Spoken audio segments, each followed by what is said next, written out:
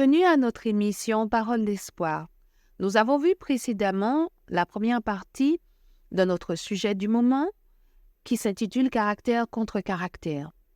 Nous avons compris que nous devons travailler sur notre caractère. Nous avons compris que notre caractère, il doit être façonné. Nous avons compris que nous devons nous laisser être renouvelés par l'intelligence et que ce renouvellement se fait au moyen de la parole. Nous avons vu que la parole est une lumière sur notre sentier. Nous avons vu qu'elle nous éclaire. Et nous nous sommes arrêtés en nous disant que nous étions confrontés à un sérieux obstacle que nous devions connaître pour pouvoir mieux travailler sur nous-mêmes. Cet obstacle est constitué de notre caractère, d'une autre volonté. Et nous devons le connaître. Parce que lorsque nous allons entamer cette marche qui va durer toute notre vie, puisqu'il s'agira de travailler sur notre caractère pendant toute notre vie, nous devons connaître les enjeux. Nous devons savoir quels seront les obstacles auxquels nous serons confrontés. Car la connaissance libère. Lorsque tu connais, tu es mieux préparé pour affronter l'adversité. Lorsque tu connais, tu sais comment te comporter pour surmonter les obstacles. L'ignorance, au contraire, nous expose. L'ignorance nous fragilise et l'ignorance fait de nous des appâts pour nos opposants, pour tous ceux qui nous en veulent. Mais lorsque tu as la connaissance, tu es véritablement armé. Parfois, il nous arrive de nous réveiller, vous savez, de bonne, voire de très bonne humeur et de manifester un caractère doux, paisible. Nous sommes heureux de vivre. Je suis sûre que ça t'arrive. Tu te lèves le matin, tu as la joie de vivre, tu chantes, tu regardes dehors, tu vois le beau soleil, tu es heureux. Même des fois, tu peux voir la pluie, mais tu es heureux. Tu es bien, tu te dis « Waouh !» Qu'est-ce que la vie est belle! Tu te dis, je bénis l'Éternel pour tout ce qu'il a fait. Je te bénis, ô Éternel, parce que tu es le Créateur du ciel et de la terre. C'est toi qui as mis la mer afin que je puisse m'y baigner. C'est toi qui as créé le ciel afin que je puisse l'admirer. C'est toi qui as mis le vent. Tu es heureux, ton cœur déborde de joie. Tu es dans la joie. Pourtant, il suffit d'un coup de fil. Aucune personne t'apporte une information qui ne te fait pas plaisir et ton caractère change. Souvent, si nous n'y faisons pas garde, car on laisse notre âme nous ballotter de gauche et de droite et on le laisse influencer notre caractère. Effectivement, sais-tu que tu dois veiller sur tes pensées? Sais-tu que tu dois veiller sur l'état de ton âme? Sais-tu que tu dois veiller à manifester un caractère doux et paisible? Cependant, il y a dans l'invisible une vaste organisation mise en place pour nous amener à manifester un mauvais caractère. Je te le répète, il y a dans l'invisible une grande organisation qui est mise en place pour nous amener à manifester un mauvais caractère. La question que tu te poses en m'écoutant, c'est « Oui, mais pourquoi? Quel est l'enjeu? À quoi ça sert? Pourquoi il y a une organisation invisible pour m'empêcher de manifester un bon caractère? Pourquoi il y aurait une organisation invisible qui aurait pour objectif de m'amener à manifester un mauvais caractère? »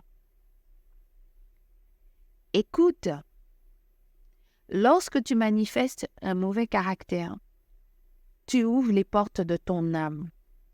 Lorsque tu manifestes de mauvaises pensées, tu ouvres les portes de ton âme. Lorsque tu boudes, lorsque tu n'es pas dans la paix, tu ouvres les portes de ton âme. Et c'est tout ce que l'ennemi veut, que les portes de ton âme soient ouvertes afin qu'il puisse y pénétrer. Rappelle-toi l'histoire d'Adam et Ève. Adam et Ève étaient dans le paradis, ils étaient heureux. pour pouvoir arriver à ses objectifs, qu'a fait l'ennemi? Il a amené Adam et Ève à avoir des pensées qui sont contraires à la volonté de Dieu. Autrement dit, ouh, mais ce fruit semble bon, mangeons-le. En fait, il a amené Adam et Ève à s'écarter de la voie de l'Éternel, à s'écarter de l'innocence, à s'écarter de la paix, à s'écarter de la sérénité, à s'écarter de la foi, à s'écarter de la confiance en Dieu, à manifester un autre caractère, un caractère qui maintenant veut manger de ce fruit, un caractère maintenant qui désire ce fruit, un caractère maintenant qui est focalisé sur le fruit et qui oublie même que Dieu avait dit « Tu n'en mangeras pas, car le jour où tu en mangeras, tu mourras. » Eh bien, c'est le même but. C'est le même but que l'ennemi de nos âmes a encore aujourd'hui. Lorsque notre caractère n'est pas sous le contrôle de notre volonté, pour que nous l'amenions à s'assagir, nous posons des actes, nous avons un comportement, des propos qui ne reflètent pas le caractère de Christ. Parce que avant que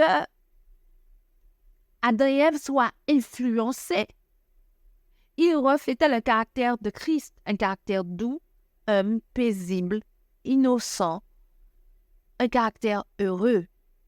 À partir du moment où le caractère a été influencé, à partir du moment où ils ont commencé à voir les choses autrement, et quand tu observes bien la méthodologie employée, c'est une méthode qui est basée sur l'utilisation de tes 5 sens. Tes yeux, l'ouïe, l'odorat, le goût et le toucher. La Bible dit, elle vit que le fruit. Vous vous rendez compte? Elle vit. Donc, ça veut dire que dans l'ombre, il y a toute une organisation qui est mise en place pour nous inciter, comme Adam et Ève ont été incités dans le jardin, à changer notre perception, changer notre système de pensée, afin que nous ne fassions pas la volonté de Dieu, qui est de marcher dans la paix, de demeurer dans la paix et de manifester un caractère doux. Et là, nous comprenons que si nous devons nous revêtir de l'homme nouveau, c'est parce que c'est nécessaire. Nous devons comprendre qu'il y a un ennemi qui opère dans l'invisible pour influencer notre caractère. Nous allons voir maintenant dans la parole une très belle histoire. Une très belle histoire dans 1 Roi 21. C'est l'histoire du roi Akab. Je te rappelle un petit peu de quoi il s'agit. En fait, Akab désirait une vigne et il a été voir donc celui qui possédait cette vigne, donc Naboth, et il lui a fait les propositions suivantes. Cède-moi ta vigne, je voudrais en faire un jardin potager car elle est juste à côté de mon palais. Je te donnerai en échange une vigne meilleure ou si tu préfères, je t'en payerai la valeur en argent. Mais Naboth répondit à Akab, que l'Éternel me garde de te céder la propriété héritée de mes ancêtres. Akab rentra chez lui maussade et abattu, parce que Naboth de Jezreel lui avait dit qu'il ne lui céderait pas la propriété héritée de ses ancêtres.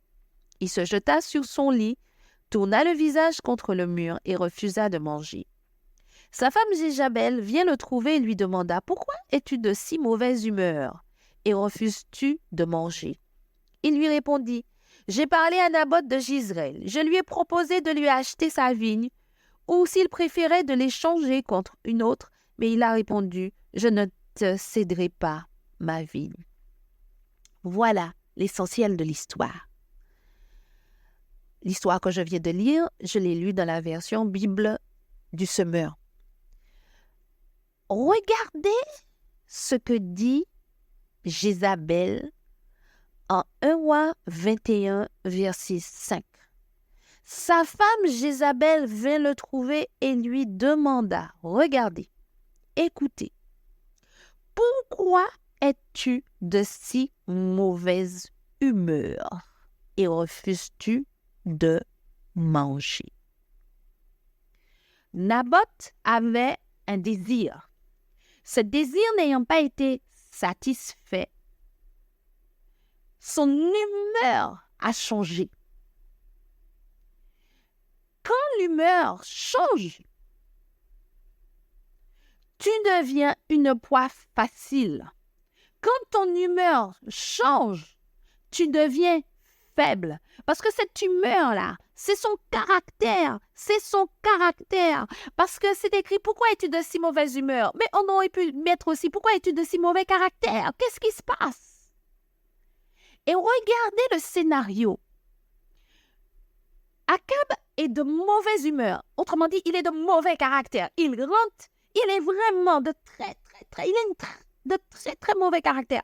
Donc, sa femme, qui a un autre caractère, un caractère fort, un caractère manipulateur, un caractère, elle va prendre le dessus sur le caractère de son mari Akab. Ce que tu dois comprendre de cette histoire, c'est que lorsque l'Éternel te dit « change », laisse-toi être renouvelé dans ton intelligence, par la parole. Le Seigneur est en train de te dire « Mon enfant, je t'aime. Je ne veux pas que tu deviennes la proie de l'ennemi de ton âme. C'est pour cela que je te demande de veiller sur ton caractère. Veille sur tes pensées, veille sur tes réactions, veille sur tes attitudes. Que tout cela soit en adéquation avec ma parole parfaite. Parce que si elle ne l'est pas, tu risques de tomber entre les mains d'une personne qui a un caractère plus fort que toi, qui va te manipuler et qui va t'amener là où il ne faut pas.